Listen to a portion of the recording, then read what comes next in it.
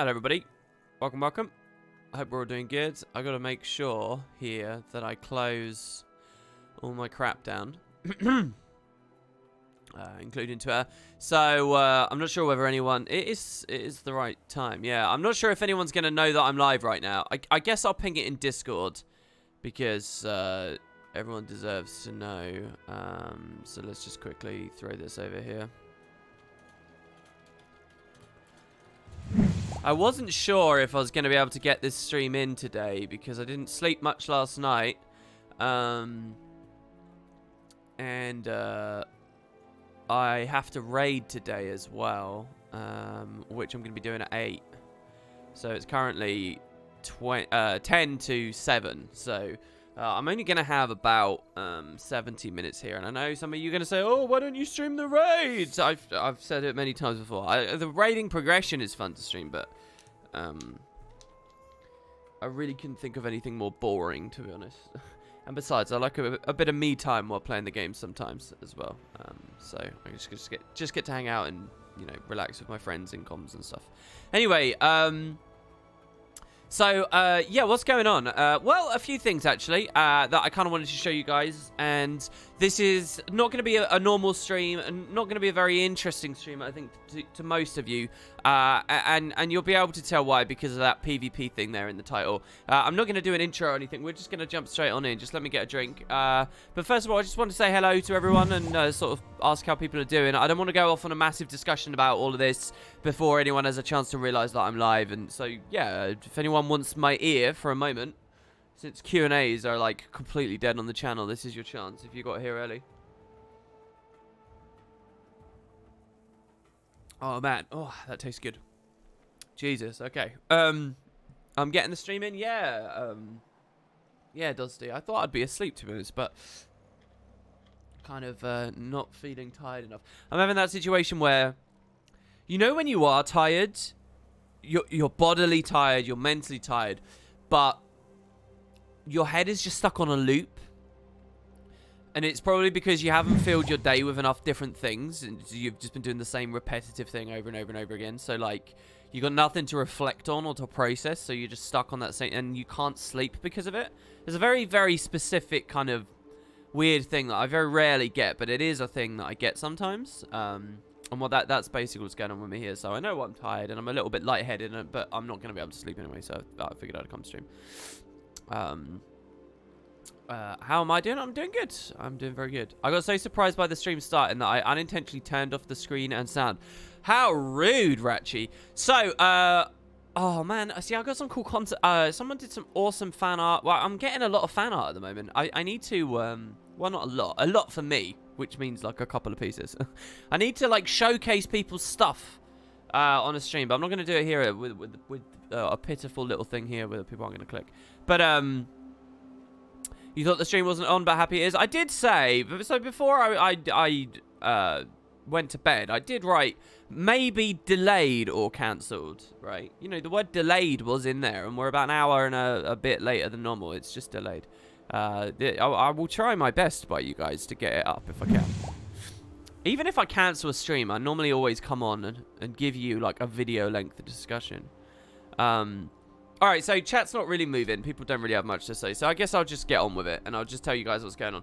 So, first of all, I guess just a basic little thing that you probably already know. I'm PvPing a lot at the moment. If you look over at my second channel, I'm playing this character here, Warden of Thoughts. So Warden of Storms is my Fresh Air Weaver that I played a ton of in the past. But now I actually... It's so mediocre, I'm just not really enjoying it much. This Mesmer build is kind of similar in a lot of ways to the Ellie.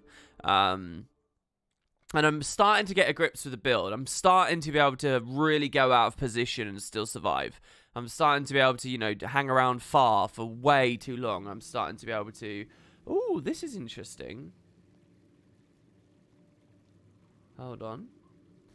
So anyway, I'm having fun with the build, alright? And basically, it's not a burst Mesmer build. What it is it's a, a kind of a cleaving DPS-y build. In truth, it's really weird with the way it pressures, because sometimes it's just got nothing and it feels really empty. Even once you've got your ramp up. Wow, that's annoying. And then other times it's just like it hits like a truck. But yeah, the general premise being you summon your stuff, and then once you have your clones, you use the ambush with infinite horizons to split surge, right? And you give yourself 25 might with this. All my stuff died. Anyway, it's very, very, very, very, very strong in certain situations. Anyway, it's not like a meta build either, by the way. So you know, I don't start. I had someone saying to me, "Oh, it's not a good build," and I'm like, "No, it is a good build. It's just not a meta build. So you know, it's not. It will be limited how far I can go." But anyway, I've been having fun with it. I've been to Plat 3 like 3 times and then fallen down again and then up. But I actually now have qualified enough game. I've played enough NA now to qualify for leaderboards finally, which has taken a long time. So I'm currently 32 and I don't know, we'll see how we go. I don't really care about this very much, but I'm having fun. What I really do care about with the build at the moment, and I'm not going to be playing the builds on today's stream, just by the way. It's about something else. I completely just lost track of what I was saying there. Yeah, it's not really climbing or anything I'm interested in. It's Ascended Shards of Glory. So you'll notice I'm now at 900 gold. My pie chart is actually shifted. I'm down to just 48% Ellie now. Because the Mesmer chunk has grown by 2% because of the amount. Oh, and I think that the Warrior one grew a bit as well recently. Because I think I got another % on that just because I was playing a lot of Warrior. With these 500 games here. But, yeah, what I'm really interested in are the Ascended Shards. I got 900 G now. 200 of that is selling some Ghostly Infusions, clearing my bank out, but the rest is all PvP stuff. I do have a lot of PvP potions, which I might do for a Spud 2 upgrade, which was one of the things I want to do on the stream. I guess I'll do that now before I forget later. Thanks to all the players who keep aggroing mobs onto me. Let's quickly do a Spud 2 upgrade, shall we? Oh god, where is Liss? It's been a long time since I played you, Liss. Holy crap, birthday blaster Tempest. What? Sorry? Oh, the emotes are broken in chat. I can't see them, unfortunately. That really sucks, guys. Paladin. No, it's not Paladin, Dusty. It's a Marauder build. It's a glassy build. It's just not a bursty build. Does that make sense? Paladin would make it more of a... I get why you're saying that. Why am I in combat? Again, I told you guys this happens. Every time I open the map, I get in combat. I get why you're saying that, because the Reaper builds, which was a great team fighter of metas past as well, was really worthwhile running Paladin on it, even to an extent still is. But no, on the Mesmer, I wouldn't say so, just because of the way that the traits and everything else lines up. That build will never be a build that gets great support. It will never be a build that really gets on a node and grinds. It's still going to be a very flighty, playing on the edgy kind of build that runs away a lot and sort of keeps its distance. And for that reason, you'll get and there's just no pressure if you're basic. If you're not Marauder, there's no pressure. You can even run Destroyer, which is like the cheesy version, even cheesier, because you basically trade some vitality for condition damage. And it's funny because that build, when it gets going, it goes up to 25 might, which obviously is a lot of condition damage. It runs Lynx Runes, which has condition damage. All of the cleave it does applies bleed, and it has heavy confusion and torment application on its finisher set as well. So there's actually a lot of accidental condi on there. And if you run Destroyers, which is the glassiest thing, the most offensively loaded thing in PvP, even more so than Berserker, because it's 4 stat loaded, which means more overall stats, and they're all offensive. It's kind of nuts. So I do actually have some mails here. Here we go. Guild upgrades for Spuds.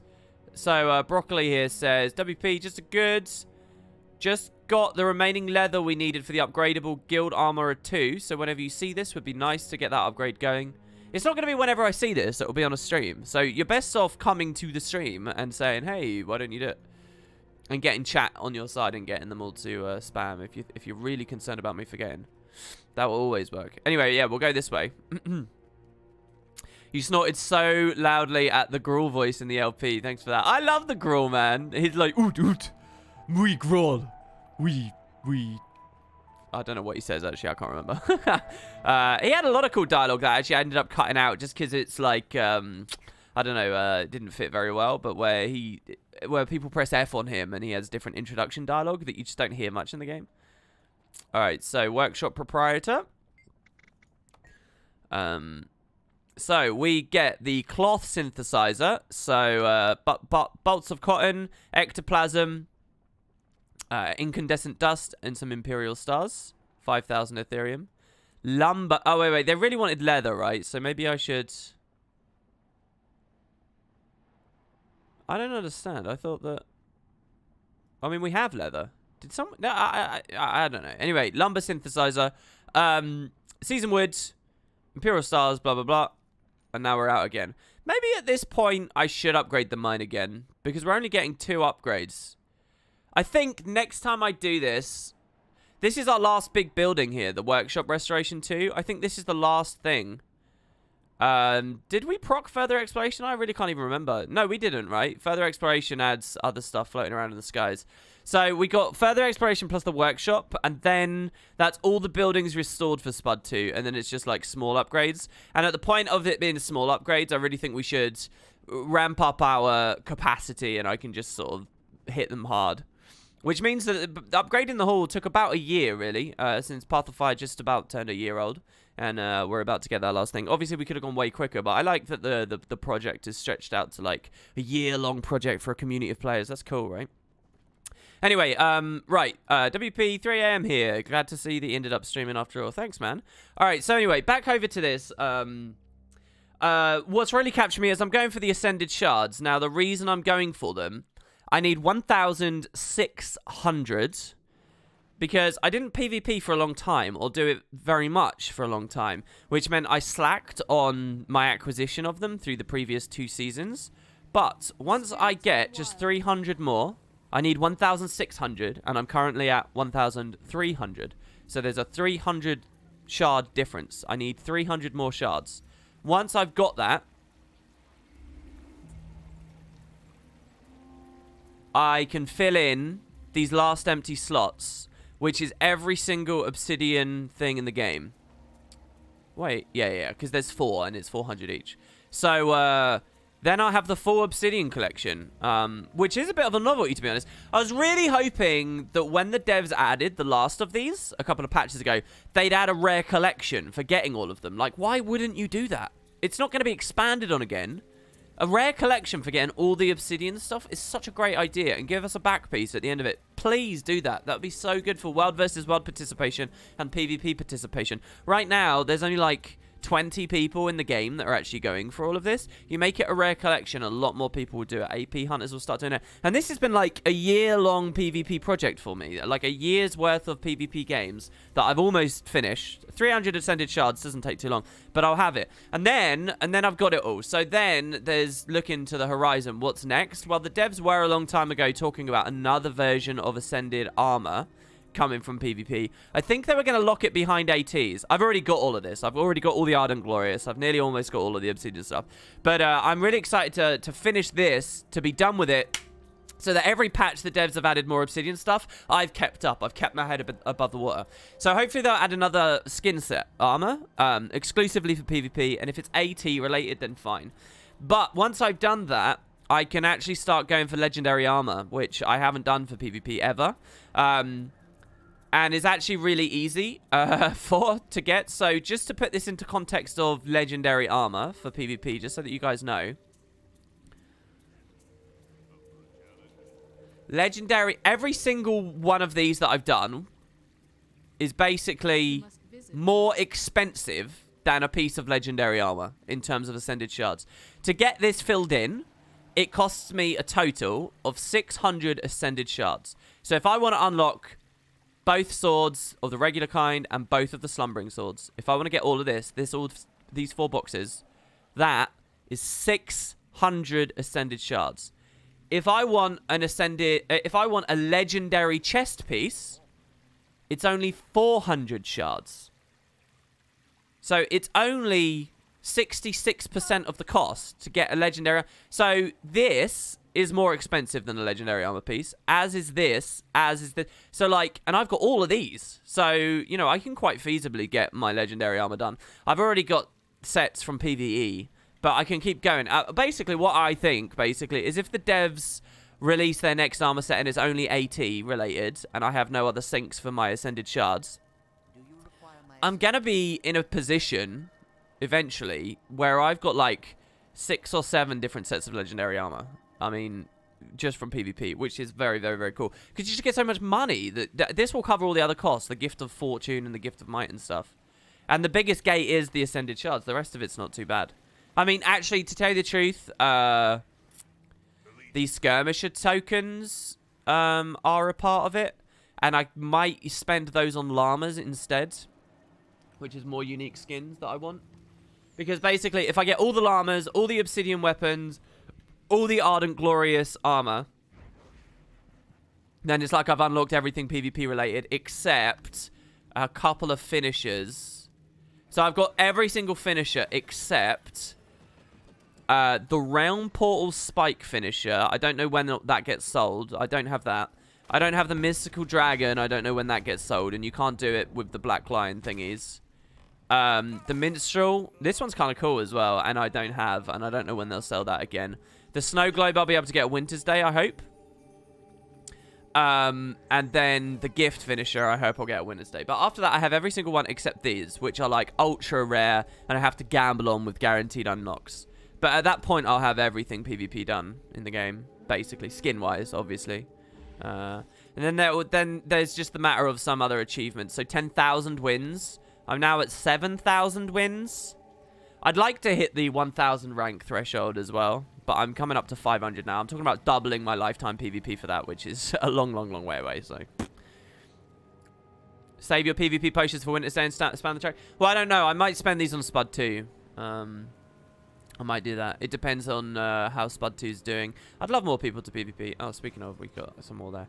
Anyway, so that's just kind of what I've been doing in the game recently. You know, heavily addicted. I really, really, really, really recommend you guys check out my second channel. I have a lot of Split Surge games.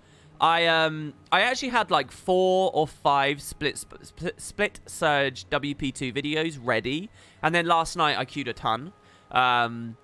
And I've not looked at any of those yet to know if I'll make another one, but I'm like doing double uploads over there right now just because of that. So anyway, that's all of that. Now, here's the other thing that I'm doing. There's a bit of a project because I'm kind of, you know, I'm playing this too much, and last time I was super into PvP, you remember, I got into the casting side of things, and I kind of realized if you don't take the initiative and make things happen, things don't happen. The PvP community is too small, and the players are too... how do I'm not trying to be offensive or anything. The average PvP player is far more interested in just playing the game than doing things outside the game. Now, there are some very dedicated and awesome PvP players who do create very, very useful resources outside of the game, but they don't get well trafficked.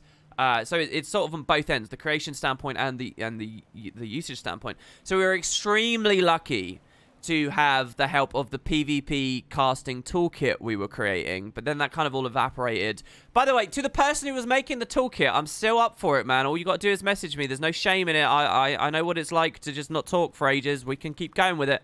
But so there's another thing that I kind of want to do for PvP, and it's to do with maps. So let's find an empty map here. Server 1. No, this isn't empty. There's a player here.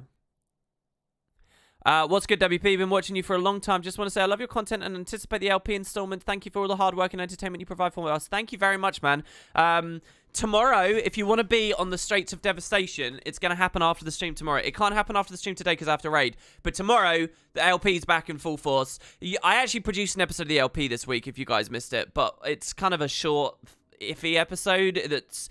The original schedule was it was supposed to have the next Straits of Devastation event in it as well, but I realized it's been way too long, so I just produced it as it was and sort of stretched it out a little bit. But yes, once that next Straits of Devastation... I just want to be clear as well about that to everyone. This next Straits of Devastation, I'm not going to be tying to streams anymore. Any other big community events, they will all be organized through Discord. So if you want to be in those videos, you have to be on Discord. And I'll sort something out for notifications or something. I'll figure it out. I'll talk to the GMs about it. I've got to do another video with the GMs as well later. But because I can't... The only reason we haven't beaten Zaitan right now in the LP, the only reason is because of the Straits of Devastation mare events. It's literally stalled... Like, well, not just Straits of Devastation, but any time I've done one of those, it's stalled production in a massive way, and it's really silly, and I shouldn't do it. Anyway, so let me go to a server here. So I do still want to do the community events. It's just I'm going to do it through Discord, and there'll probably be like 2 or 3 people with me now instead of whole zergs, because no one's going to know what's going on. It's really easy to do that when I stream, because just loads of people realize I'm there, and then we just, you know, we kick everyone over. We can cap a map straight away. But when I'm not doing it like that, so yeah, if you guys want to be in it, please do look, because I'm really concerned that the quality of the series will drop because not many people will know the events are going on. Yeah? Right. Please nobody join this server. Please nobody join, because I don't want it to start and I don't want to deal with timers and stuff. Where do I start? Well, so the maps in Guild Wars 2, obviously, you got various considerations. You got the fact that they're conquest quite often, and I'm not doing it for the non-conquest stuff. So you got a close node, you got a mid node, you got a far node. You also get secondary mechanics. So on this one, it's the beasts. And then you've got the actual shape of the map as well. So on this one, we've got the front route that we can go through. We've got the side route that we can go through. You have areas of the map that are valid for combat and interception and team fights, even when they're not near the node. So this is beach. This is graveyard. Graveyard also being the name of an area in a different map as well. You've got keep, you've got backup keep. So you've got various considerations about the maps, obviously.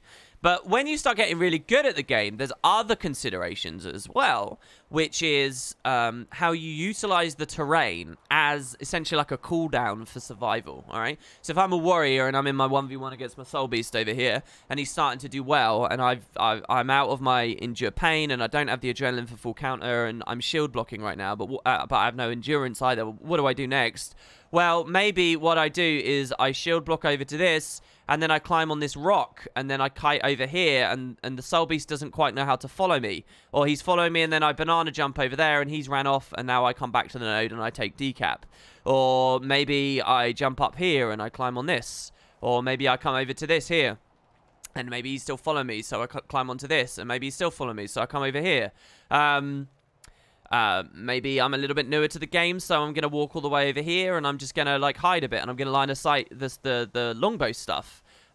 Maybe that's going to be too slow, and I just need to get to... I know that a thief's coming, and I've got to get to a no port spot, and I come up here. So there's a lot you can do with the maps that suddenly makes the game really rich, okay? It's not symmetrical in any way. This node has a whole other layer of surviving and playing that is completely different to this node over here. And I genuinely believe the Guild Wars as a scene never got to this level as far as I'm aware. And it's a shame because we never had the population for it or the developer support for it to get the population to that point. But we all know it really set a sham. But if it was genuinely a really populated game and there were real gods playing this, the actual tournament format we would be experiencing with this game would not be a one game on Forest and we're out, because it's actually unfair. If a team could win when they're red, it doesn't mean that they'll also win when they're blue, because they might be much worse. Their close node or their far point might be much worse in the reverse situations and whatnot, right? There's a lot of asymmetry on the maps, even if there appears to not be. And that's actually beautiful design, by the way. I really like that, because it means at the low level and the average casual level, maps do feel pretty symmetrical. But the higher you climb, the less you realize that that's true. I mean, at a very basic level, the beasts are different, for example, right here. So, you know, you guys can appreciate that. And some of you guys might be cynically looking at this and thinking, oh, yeah, you don't really do that in combat, WP. Come on, you're fighting. It's too hard. But you're actually wrong. You do a lot of this in combat. You do climb around. Builds that particularly excel at dueling and taking side points have the time to do this. They give themselves the super speed to make the jumps. They learn how to jump dodge. They do the stuff, okay? So there's a whole world of things going on the maps. but most players don't know about them in any way. So I kind of wanted to change that. And going back to what I said a second ago, if you don't do things yourself, it strikes me on the PvP community, or really, really, really luck out and someone helps you by making a casting toolkit, right? Even that, though, was a lot of stuff I was doing on my own, too. Things don't happen. So, there have been various initiatives from players over the years, and I'm aware of quite a lot of them. YouTubers, well, not you, mostly it's streamers, right? But then they put YouTube videos up where people have tried to compile all the jump spots and the kite spots. And there are people who have done, like, written website guides and explanations to the situations, but they're never particularly comprehensive, ever. Like, they'll miss some basic stuff, or the commentary won't be very good, or the editing won't be very good, or it will be very good, and then they just won't finish it. And I genuinely know, since my time in 2012, don't forget, I was at my best in, like, 2013, I think, maybe late 2013. That was when I was really serious. I had multiple teams I would play with, and I actually went for stuff. Even back then, I remember people would try and compile stuff. But here's the other thing. When you're really competitive and you care about this stuff, you also try and keep it close to your chest, and you don't like sharing the information because you don't want your opponents to do it. But I very much believe in improving the standard of the scene, and I'm not as try-hard as I used to be in any way. So I wanna do that. I want to do something comprehensive. The thing is, it's not going to be worth me spending all my time making a video series for that.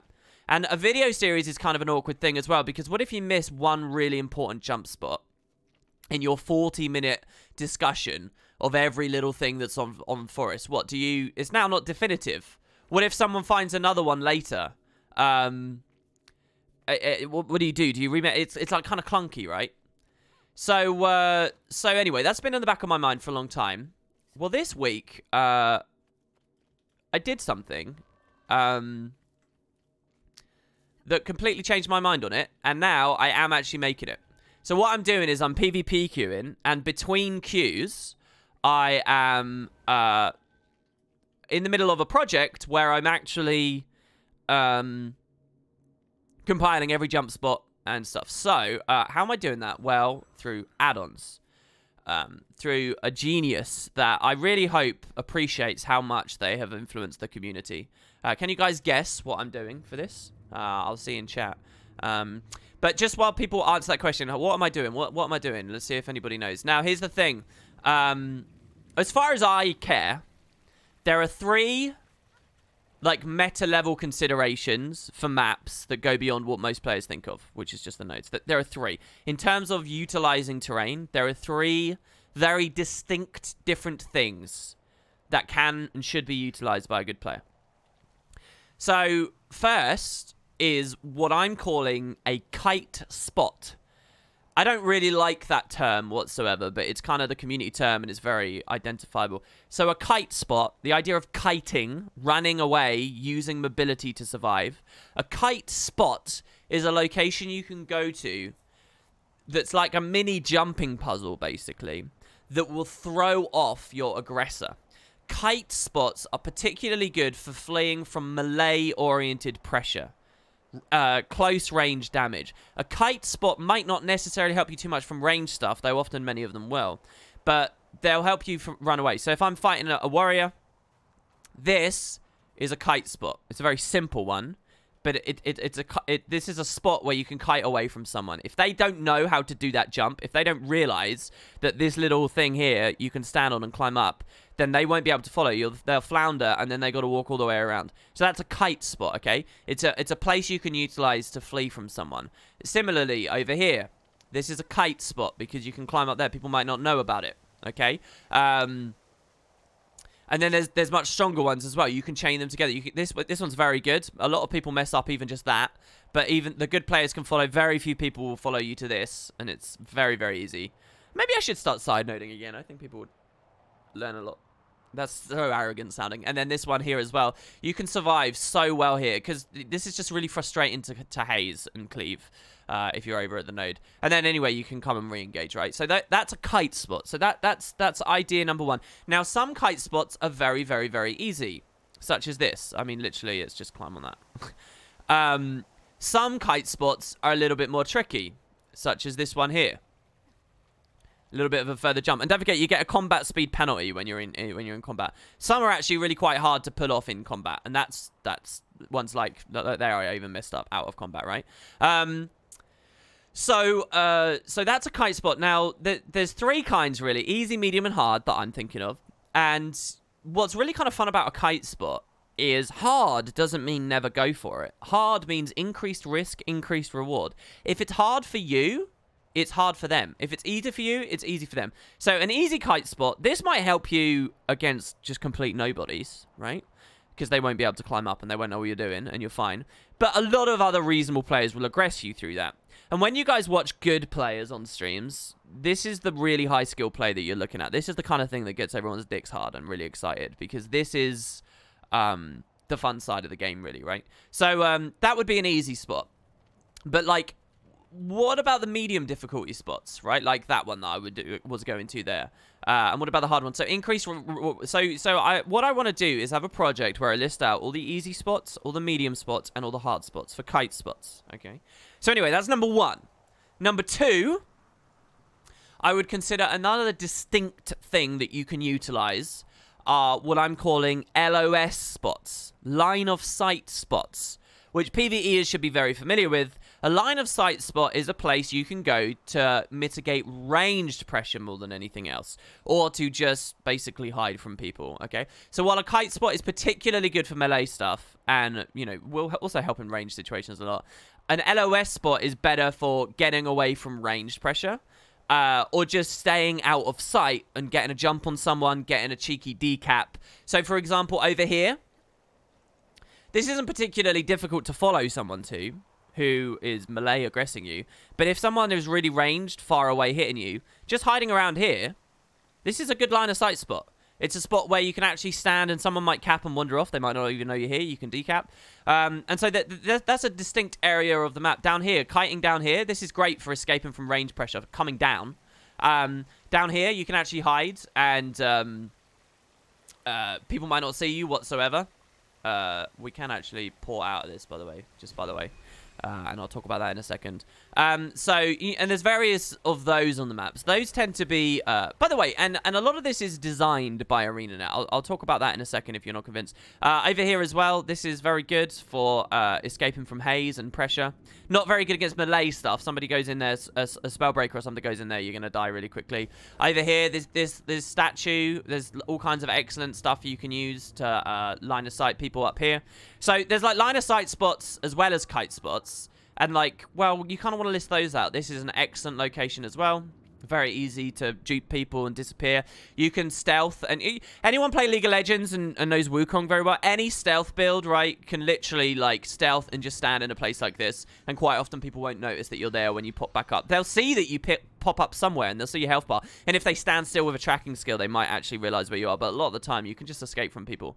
So that's two. You've got kite spots and LOS spots. LOS spots tend to actually be very explicitly designed by the devs, and so there's not like degrees of difficulty. There might be degrees of usefulness, but you don't really need to mark those. So this is another good one. You can kite around here. So you got that. And then finally, last but not least, there is the notion of no port spots. And I hate this name, but again, I don't really have a better one. So you got some locations that are good for range pressure, some locations that are good for melee pressure. Well, what about teleports? So there's a lot of teleports in the game at the moment. Steal for the thief is an extremely potent one, especially on a Mesmer. You don't want a thief to be able to steal on you. Well, funny thing, if you stand in certain places, he won't be able to steal to you because you're off the nav mesh. So here is the no port spot. And it's a designed one by the devs, right? A lot of them. If you look at like a map like Skyhammer, they incorporate these into the design, okay? So from here, I can't blink off of this because I get no valid path to target because I'm not on the regular nav mesh right now. I can blink to I can't even blink to other parts of the rock right now, right? The log. So while I'm here, I'm 100% safe from a Mesmer blinking up to me. I'm 100% safe from a thief stealing to me, or a thief using Infiltrated Strike on his sword, or an Elementalist using Polaric Leap on his sword, or a Core Necro using his Shroud 2, or a Judge's Intervention from a Guardian, or a Sword 2 from a Guardian. There's so many abilities like this that are actually very heavily used in the meta right now. And this saves you. And what this means is a thief might be relying on 1200 range to close the gap. But if I'm standing here on this no port spot, he can't do anything to me. I force him onto his short bow. And the second I force him onto his short bow here, I can drop down. And oh dear, now he's in melee, but he doesn't really have a great set for it. I mean, he kind of does, because short bow's OP. It's fucking cluster spawn's amazing. But still. So, I'm just saying that because I'm a salty Mesmer right now, and it's really good against clones. So that's a very, very distinct other thing. And some of them are very obvious and baked into the maps. And on Skyhammer, it's very... not Skyhammer. On Colosseum, it's very, very obvious as well. Like, all the log piles are deliberate no-port spots, right? Because you're elevated. There's a break in the chain. Some of them are less obvious, though. So here's another one. It's separate to the rest of the map. It's not actually attached to this rock here. So if you stand here... if you're fleeing for your life and you're on 2 health and a thief is chasing you and you're like, oh god, I'm gonna die, I'm gonna die, I'm gonna die, but he's on short bow and quite far away, you can just stand on this and he can't gap close anymore. He can't use his sword to gap close, he can't use his steel to gap close, he cannot do it, alright? Mesmers can't use illusory ambush to get to you. They will not be able to get to you. So this is, but you know, there's a lot of these, and some of them are a lot more obscure. So, for example, this fence here, this is a no-port spot, and you might think, well, that makes sense. Yeah, that's a no-port spot, right? Because it's off of the terrain. But if you stand on the actual pillars to the fence, so, by the way, this here as well, just to show I'm trying to jaunt, no valid path to target. It's very safe. Look, I'm really close to the floor, but I can't do it. But if you stand on the pillars, you now can port. So you've got to kind of know little things like that. The gravestones look higher than the fence, but they are. Valid path. So a lot of it's inconsistent. The devs generally don't like valid path being everywhere because most players don't understand the mechanics involved, and so they get frustrated, right? And while this one works here... oh, no, these ones work as well. Sorry, these ones work as well. So this one here. So it is consistent in a lot of places, but in other places it's not. So you got to, like, know... Okay, a gravestone won't help you, but the fence will help you. Well, what else is there like that? And there's a whole world of things on the map based on that you kind of got to know. Here's another really weird one that I just discovered last night that I'm in love with. This is a no valid path. So this is a beautiful no port spot standing on this. This is literally one of the strongest ones in the game. Oh, God, I accidentally just did something there. Hold on. This is literally one of the most beautiful ones in the game, and the reason why is because if you are fleeing out of mid with a jaunt or something, and there's like a guardian there and you're low on health, the guardian's going to seek to judge's intervention you. But where are you going to go if you've come up here? What have you got? There's no real no ports except this, so you can stand here, thus denying his chase potential entirely. Because you've got to understand as well his route for climbing around is just going to delay him and you'll be able to get off. On this side, this doesn't work. This one is valid path for some reason. But that's counterbalanced by the fact that this rock is utilizable. So you can stand on this rock and now you can't port off. So in a weird way, like, it is symmetrical. The red side gets one and the blue side gets one. But the spots for each are different. And their accessibility and usability are different.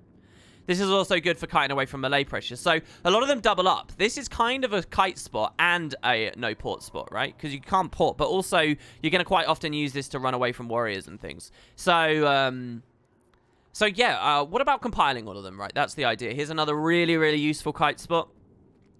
You just walk onto this. You can't port off of this, obviously. If someone's following you, you can turn around. I messed that up there. But if you're leaving and then you can jump back, you've got to get the timing right, but then they'll fall off and then you're still up here. There's all kinds of little jukes and things you can do. So 3 separate things. Kite spots, LOS spots, no port spots. Lastly, you could also compile what I'll call jump spots. And I haven't done this just yet. But these would be locations you can drag someone and then teleport away. So like an advanced kite spot. So this here, if a warrior is chasing you, I can jaunt to the top of this and he can't follow me. He actually can by grinding against this in like a clunky way. But you can just jaunt up. So that's not a very good example. But you can do that in a lot of places as well. But that's a little bit trickier to compile because it's like, all right, how do we describe the notion of teleporting someone on top of the keep? And you guys, again, you might think that this is all like a bit unnecessary and silly, but you really do utilize it a ton. If you're on a glassy, flighty build, you utilize no port spots all the time. If you're on a duelist heavy 1v1y build, you utilize no ports, kite spots and whatnot all the time over on the side nodes. If you're a firebrand, surviving is paramount, and if you're firebranding supporting people and then they quickly retarget during the fight, which by the way is the best way to do it, everyone. You know, you haze the other guy, the firebrand goes, blows all of his stuff, just keeping his Scourge alive, and then you just quickly retarget the firebrand. If you're a firebrand, you need to know how to survive, right? You need to know, well, what's available to me here? Okay, well, I can come over here. I can come over here. You need to know that you can still be meleeed through this fence, by the way. But if you come all the way over to this little section here, you can climb up really high, and you'll actually won't be meleeed anymore as long as you're jumping. You know, and that you can climb around like that, and what is available. This stuff is a huge part of the game. And every single map has a whole world of different things. Colosseum has a world of different things. Kylo has a world of different things. And some of them are more obvious than others. All right, there you go. That's my whole speech. That's it. That's it. I've done it now. So, I'm using Taco. I don't know if anyone said in chat. I don't know if anyone realized. Taco is amazing. So, you guys may have noticed in the videos this week, I started using overlays. And I started, I set everything up. So I'm running Reshade. Reshade was off this whole stream, sorry. I'm using Reshade. I'm using the Mount Will add-on. I'm using Arc DPS. We see Arc up here. And I'm also actually using Taco. But to show you guys Taco, I think what I need to do is capture third-party overlays.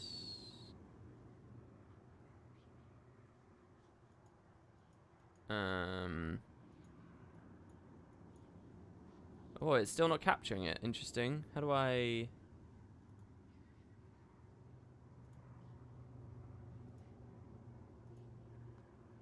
let's try this. Let's remove this. I will get it for you guys. Just give me 1 second. You're gonna be looking at a black screen just for a moment. Just for a very, very brief moment here. Let me try a window capture instead. It was 2.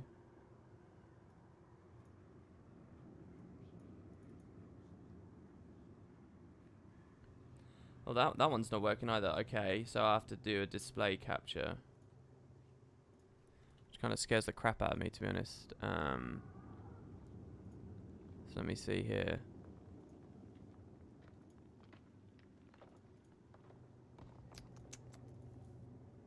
Give me a second, guys.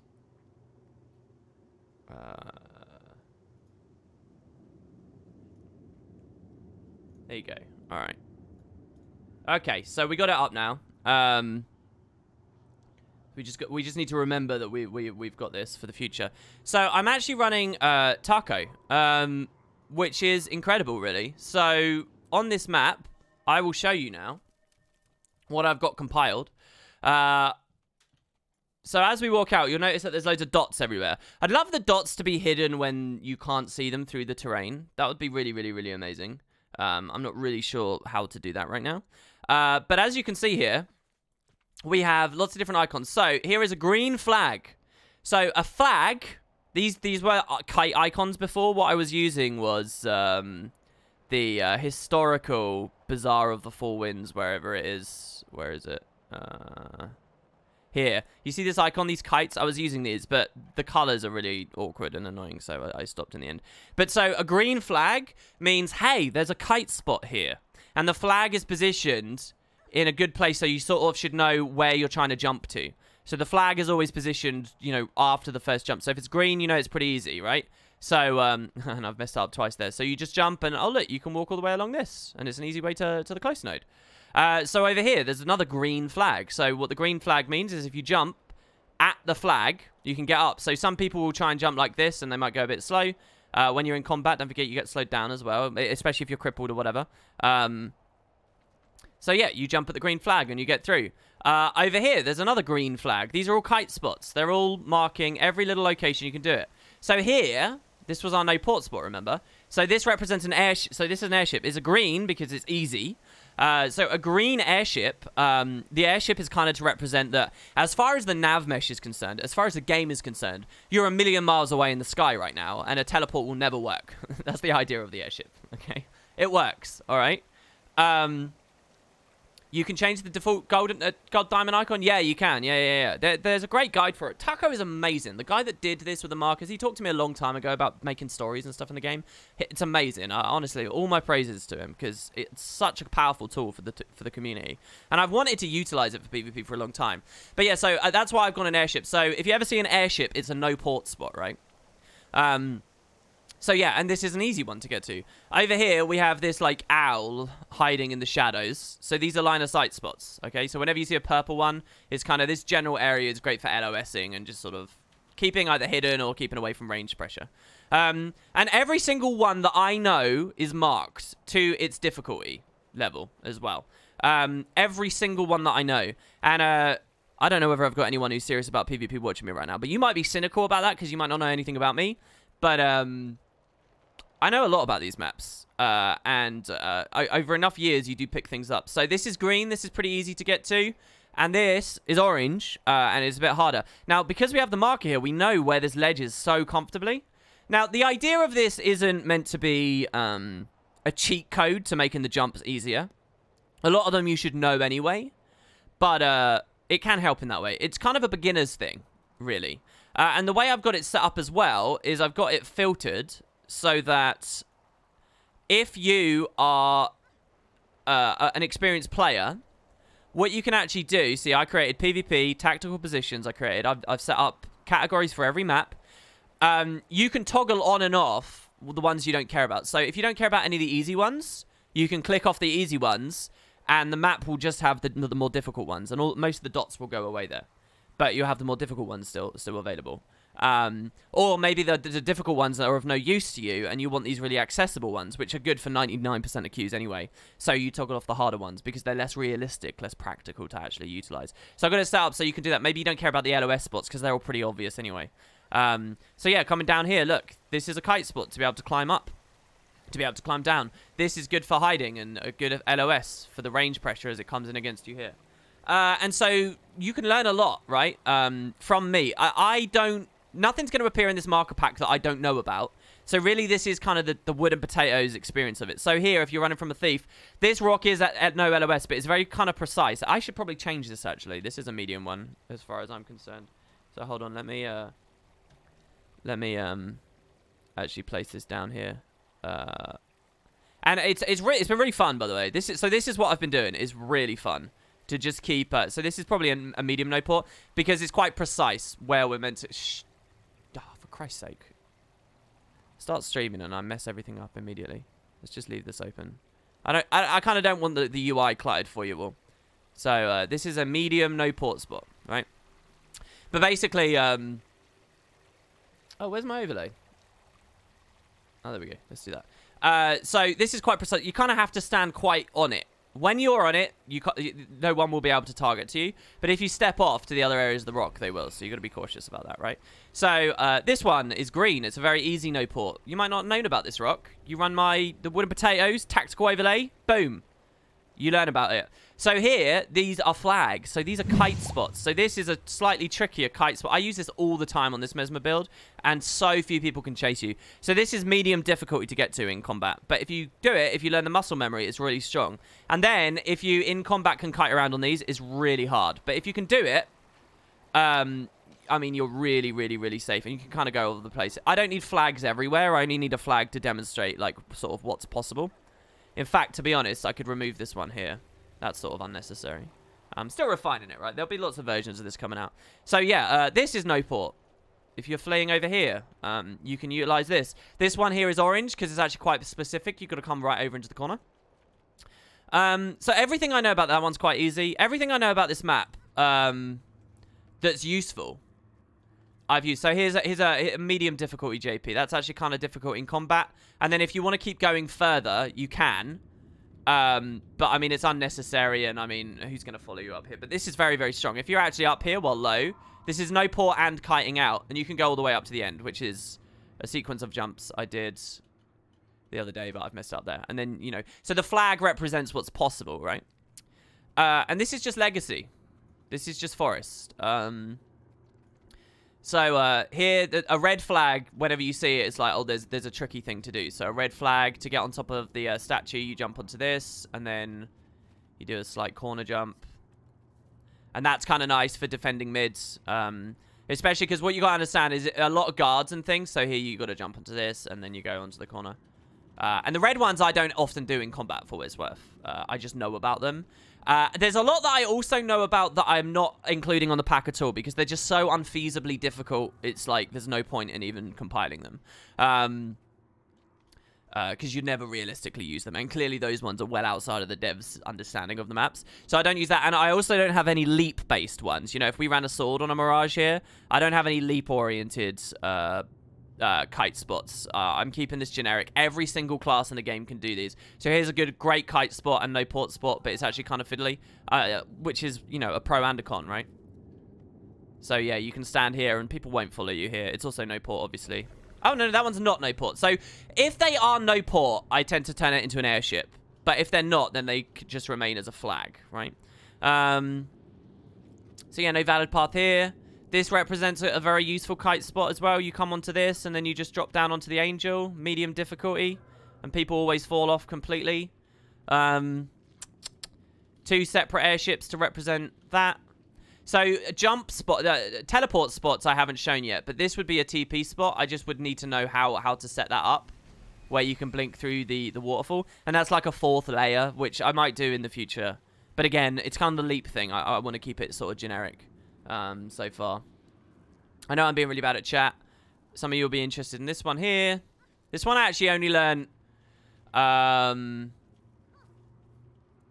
maybe about 6 months ago with another streamer called Frostball, who showed this on one of his compilations. I don't want to talk about the specific compilations over the years, because I don't want someone to feel like they've been left out. But that one, and then you can jump onto this, and some of them even let you kind of break out of the map. But I'm not even showing those because there's no point. They're not practical. They wouldn't be utilized in queues. So all the stuff you'd expect over there is highlighted. This one's a pretty fun one as well, and it's amazing. Since I set these up, I actually have been using them a lot more in my queues recently. So this one's really easy, but you have to know the technique. So you got to stand, and I'm messing it up here. Jumping while delivering commentary is kind of tricky. You have to like stand slightly on the left, and then you can once you're at this, you can do the second jump as well to the red flag if you really need to, and then you can jump to that, and you know, it just sort of shows what's possible. But yeah, so that's the idea of the project. I will show you another map, I guess. I'll show you my progress so far. And what I was actually anticipating doing on this stream was placing them. And the stream was going to be me placing more because I wanted to do more. But I guess we won't do that because we're running rapidly out of time here, just to explain the premise behind it. WP, is there any way that you can just put little red-green dots instead of flags for pinpoint precision jumping on the way to the harder flags, like the red one that you found out about? Yes, in theory, but I actually don't think it's relevant, because it all comes down to muscle memory in the end. So, for example, here, you know that you're aiming to. This is more about where you jump from than where you're jumping to, right? So there's various angles you can do this from based on where you jump from, but it's really where you start the jump. By the way, this is all 25% movement speed because I'm on Lynx runes, just to be clear. If you have no movement speed at all, you won't make this. This simulates in combat with swiftness, just for what it's worth. It's more about where you jump from, so it's all muscle memory in general, really. And I think a very, very little precise spot won't actually do much more. What people need to know is where they are, and then you're just going to be messing with it, trying the jumps for ages. It doesn't actually matter. So, like, to climb up to this, like, really, you can go from the corners is better, and you got to hold the dodge for a little bit longer. It's really just the practice. And, like, this is a good example of a bit more precision, but it's precise enough. So the point here is you can actually walk out really far. The reason you could do that is because the devs don't want people standing on the statue. So they put invisible walls all around it, but you can come down on top. So you can actually... And the reason this is nice is because you can haze mid a little bit better. You're super vulnerable here, but I put a dot there just to represent that, you know, you can actually climb around. There's a red flag at the top of that tree. Those of you who remember my PvP streams from earlier in the year, you'll remember that, you know, I was bursting people on fresh air from up there. Here's a really good example of a clearly dev-intended no-port spot. So a nice green airship here. While you're up here, no one can jump on you. If you're going to get aggressed, you're going to get aggressed from the cliff there. So here, I'll show you the real highlights. You guys really want to have your mind blown, all right? And now I don't care how good of a PvP peer you are right now. I'm about to teach you something. I don't care how good you are. The odds that you know this and utilize this in your queues is extremely low. So here is a closely guarded secret. It's not... let me be clear. It's not actually a secret. I know people will know about this. I know that potentially some people are out there, but nobody plays to the level that they care about this stuff anymore. All right, so let me just do that. Here's a closely guarded secret from one of my old teams back in 2013 that I don't care about sharing, and other people will have shared and known about anyway. But is a really prominent aspect of this map that will blow many of your minds. Okay, so this is a very open field map that, like, DP thieves can kind of have a lot of joy on. Revs can have a lot of joy on going from mid and then, like, leaping forward. But here's the thing. A lot of what they're reliant on to do their aggresses and their pluses is based on ports, on stuff like Steel, on stuff like Phase Traversal, on stuff like Death Strike from the Revs and stuff. So, one technique you should always use if you're trying to get the last tick of a cap or the last tick of a decap. Say you're roaming, you're on a DP thief and they're on one, or, you know, SD's charging at you. You always want to stand at the back of the node, because that means that they have to run as far as possible before jumping the last 1200. So you always want to be on the back of the node. But here at the mine, the actual ore, the pile of ore that's on the nodes, this is all no port. All of it. And it's on the node. So if you're in a 1v1 with any of those builds against a Rev, against a Sword Weaver, which is a prominent side pointer at the moment for what it's worth, you can destroy their Polaric Leaps. Just standing here on any of this, not the cart, but any of the actual turf, this is no port.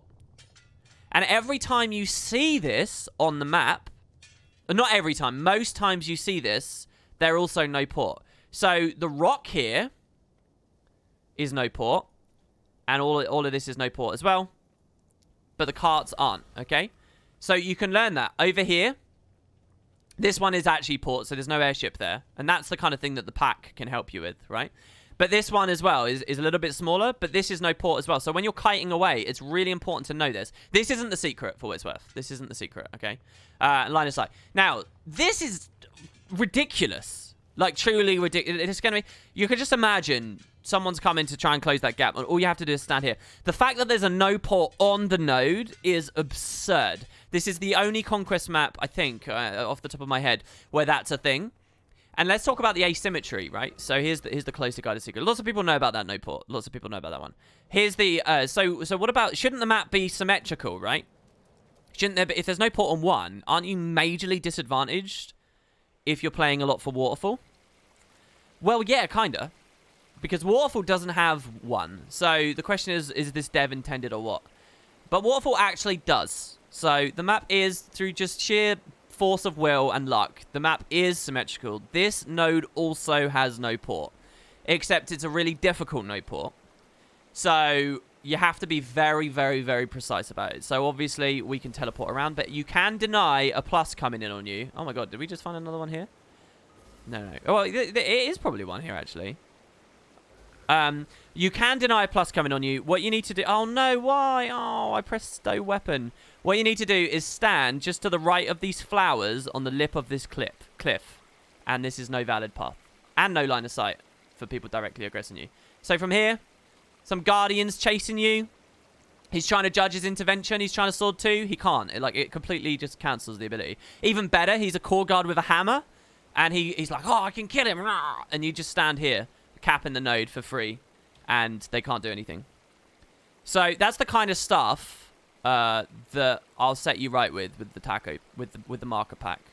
So this is an example of a hard no port spot, and there aren't actually many. So and obviously they can still walk over to you. This isn't a kite spot. This down here is a kite spot. You drag them towards the rock, and then you do the jump and you climb up. Yeah. Some no port stuff is contextual. So like, while up here I can't blink down there. And this map's got a lot of the contextual stuff, which I can't really show to you on the map, but I can do most of the other things. So here, this is a great no port spot. I call this no port because mostly when you use that, it's going to be to deny blinks because it's very easy to follow. I should probably move that marker, actually. That's not a very good marker. You just basically walk along the branch, right? But then also, there's a hidden thing. This was also a new one. This is a 2018 one that I learned about. You can actually climb in the tree as well. And this is a really hard one to actually land in combat. But when you do land this, people always fall underneath you and you can haze the shit out of them. So it's a really, really useful one. All around the bases, there are various kite spots you can utilize. So there's rock you can climb on in specific ways. This pile of rubble is all no port. So outside of the base, you can be safe with that. Going into the base... there's a simple way to climb onto the wall over here. So if you're, if you've just ran into the base, because someone's like hit you really hard, you can flee. You might want to flee out of the side gate, but what you can do is actually just climb up there very simply, and then drop down and like TP up onto the cliff or whatever. Your methods of escape are better than normal. Here's one of the worst parts of asymmetry on the whole map. I guess I can just show you like this. It's at the Lord fights. This Lord actually has 2 no ports when you come up the back here. Everything here, the devs have really plastered on the nav mesh. They really want it to be not about terrain with the Lord things. It should be symmetrical as possible. But they left 2 really easy no ports. I mean, realistically, they're not going to be that useful. If you're team fighting over there, you can maybe stand on them if you're a squishy build. This is all nav mesh mapped, all of it. Even though it looks like it might be a bit clunky, every single bit. If you try and teleport on any of it, it won't help you. So yeah, there's a bit of an imbalance with the Lords there. Yeah, you got a lot of climbing you can do here. So, yeah, there you go. That's the project. That's what I'm doing. I'll show you one final map to show you some more contemporary Guild Wars 2 design and ArenaNet design, which is Colosseum. So, Colosseum is all about transparency in what's going on with the terrain. And the devs do play with it and intend for it. So, Colosseum is, like, really, really well mapped and created in terms of being very simple. So this is the ultimate beginner map, right? You don't really need a marker pack for this because there's just a couple of rules of thumb to learn. Crates are kite spots, useful kite spots. So like that, you can climb up there. I'll probably mark that actually. That's a good thing to mark right there. And basically, I've just been doing this, but exactly what you're looking at here. I've been doing this between queues. So that I would call a medium. So yeah, you can climb up there on the crates, but crates are always on nav mesh. Crates are always going to be TPable, right? However, log piles are always off the nav mesh. It's not actually true. I think that there's a couple of rule breaks. But yeah, so you can kite onto the logs here, but very specifically there from the node, from the elevation of the node. So you want to remember that. So I got the marker there. The rest you're just going to be using as no port and kiting around on that. So, Colosseum is really, really simple. Yeah? So, here's some crates. If the crates are, like, 3 high, they are no valid path. So, you gotta stand 3 high, and I got a thing there. There's a couple of other things I gotta mark out at the artifacts, but the gates are closed in the pre-game lobby, so it's just a bit annoying I have to do it in a hot game. There are a couple of interesting things. So, these are actually kite spots, and they're very difficult. I've pulled this off twice in combat ever. Just for what it's worth. A red flag is no fucking joke. Alright? And it's not even that useful because they can blink up and stuff. But if you're kiting away from a warrior, there are situations where if you do the jump correctly, basically you got to go on the corner. And like, it doesn't matter how precise... Do you guys understand now that it doesn't matter how precisely I put the dot? There's a lot of muscle memory involved in these. And it's, you know, it's just going to mark the location more than anything else. But, you know, Colosseum's very bare bones. Very empty and very... And that's because by the time the devs made this map, they knew what was going on with all the geography and the terrain and stuff. And they wanted to create, I guess, an experience that was very, very streamlined and clear and transparent what was going on. What I actually believe, so here's one I haven't marked yet. What I actually believe the devs need to do is do a pass on those earlier maps that I've been showing on the stream so far. And, well, that's weird. Why did that break like that? What they need to do is do a pass and adjust the visuals of the maps to more accurately represent where all of the stuff is and introduce that symmetry. But I don't know if the devs have the passion or the time to just wander through the maps and figure the stuff out. I mean, this is literally like 2 days I've got this far with the marker pack. It's not inconceivable to think that the devs could do the exact same thing on their end and figure it out. Go back to those logs. There's a spot behind them. Yeah, so the only ones I've done comprehensively so far is Forest. That's it. The Forest is the only one I've done comprehensively. Legacy, I guess, as well. Oh, is this no port? See, the new maps, because I've not been a serious PvPer for a long time. The new maps I don't really know. So this is kind of cool. I would put this as like a medium... Or would you even call this LOS? I don't know, actually. Don't know what I'd call this.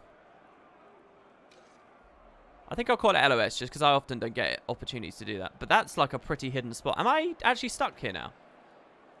Oh, rip. Okay, no, this is a nightmare. I can't believe you could get stuck back here. Really? That wasn't even hard to get down. Forest and Legacy, the two maps Frostball showed. No, I've done, for what it's worth, fine. I'll show you Kylo as well. It's actually got very, very little to do with that. I have included a lot of those from those, but it's not purely that. And those videos had a ton of shit missing that is in the marker pack here. Kylo was what I started before going to sleep last night. So we've got a bunch of markers here. Now, Kylo's an interesting one because you could mark a ton of stuff here.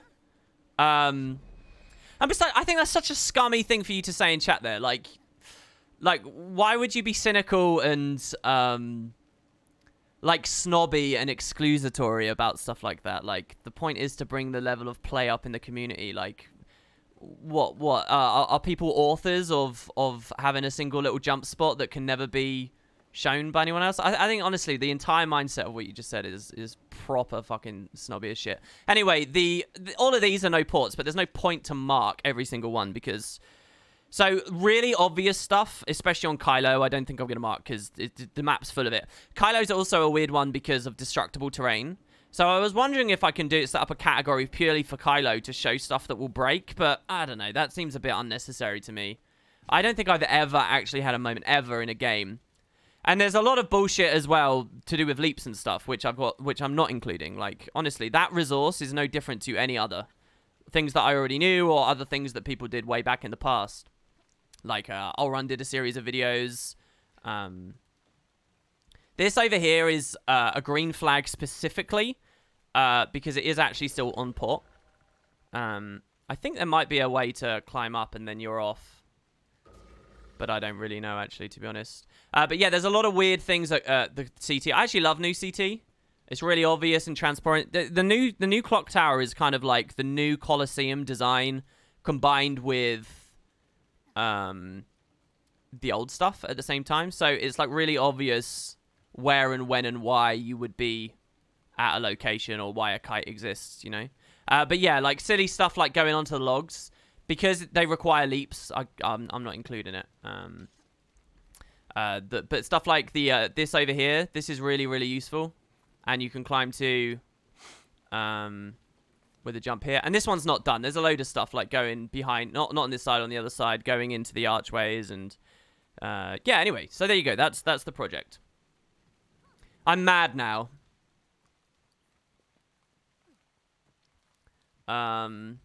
Why does it look so laggy? Yeah, because display capture. Though there is always a little bit of vibration with the... Oh, God, it does look really laggy, doesn't it? There is always a little bit of vibration with the flags, to be honest with you. Sorry, I didn't realize it had been this laggy for this long. So, yeah, okay, all right. We got 3 minutes now till I got to go raid. So, unfortunately, that's going to be it. So, let me remove this now. Let me add... And I'll also note that basically Kylo, Forest, and Legacy are kind of the... Do I want game capture? Oh, is it already set up? Add existing. Guild Wars 2. There we go.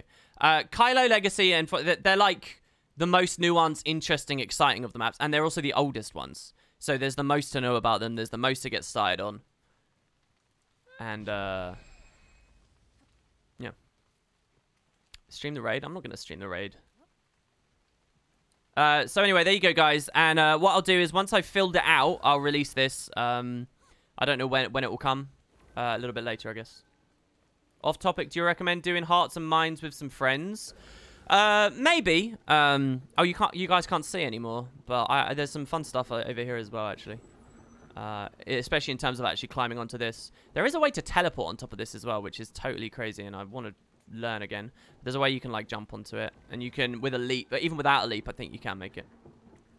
Like a good jump dodge here. I don't know. Yeah, you could do it with people if you want, I guess. I don't know. There's not much more for me to say. I don't know if it's more likely to bug. So yeah, Dosty's doing an AT later as well. And I guess that's it. So thanks, guys. Hope you enjoyed. And I will see you tomorrow for a regular stream. Cheers, everybody. Catch you later. Oh, Mjolnir says, how do we get this? I haven't released it yet. When it's done, I'll release it. It's not done yet.